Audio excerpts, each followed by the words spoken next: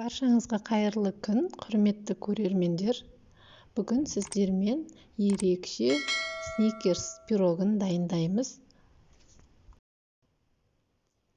Ол үшін ең алдымен таза құрғақ ыдысымызға 3 жұмыртқамыз бен қантымызды салып, аппақ болып ағарғанша миксермен соғып аламыз.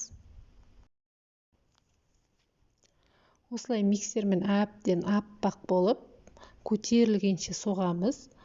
Осы массаның үстіне бөлме температурасында тұрған сүтімізді, сұйық майымызды құйып бір араластырамыз. Бұл кәдімгі классический шоколадный бисквит болып шығады. Осының үстіне ұнымызға бір қасық қамыр қопсытқыш саламыз. Және де массамызға саламыз да оның үстіне какаомызды саламыз. Какаомыз електен өткізілген болуы керек. Осылай какаомызды саламыз да миксермен тағы да біркелкі масса болғанша араластырып аламыз. Және де формамызға құямыз. 150-180 градуста конвекция режиммен 20-30 минуттай пісіріп аламыз. Осы аралықта чиз крем дайындап аламыз, яғни творожный сыр, сахарная пудра және де сливки. Піскеннен кейін бисквитімізді осылай темір решеткаға суытып қоямыз. Астында пергаментін алып тастаймыз. Қажетті заттарды описание бөліміне жазып қоямын.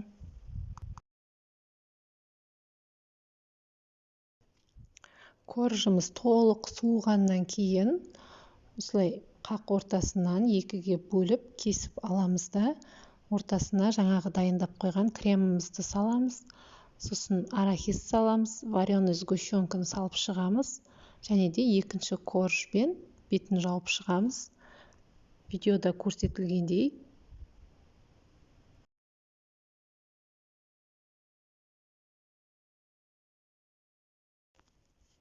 Менде мына жерде соленый арахис болды. Ол арахисті тек ортаңғы бөлігіне ғана салсаңыздар болады. Содан кейін бетіне осындай вареный сгущенка кішкентай мешочекқа салып, осылай ортасына жағып шығамыз. Немесе карамельді қолдан жасауға да болады, бірақ сгущенкамен де өте дәмді болып шығады.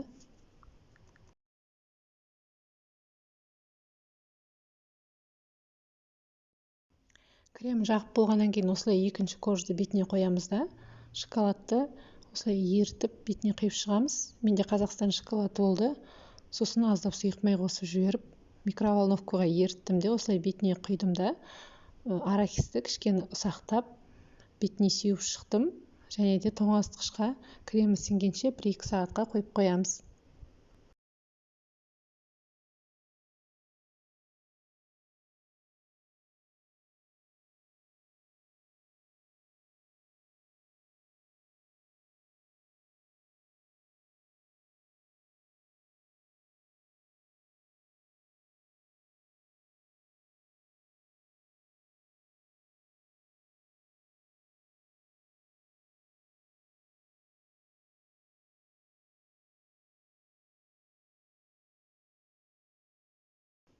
Міне біздің өте дәмді сникерс пирогымыз дайын болды.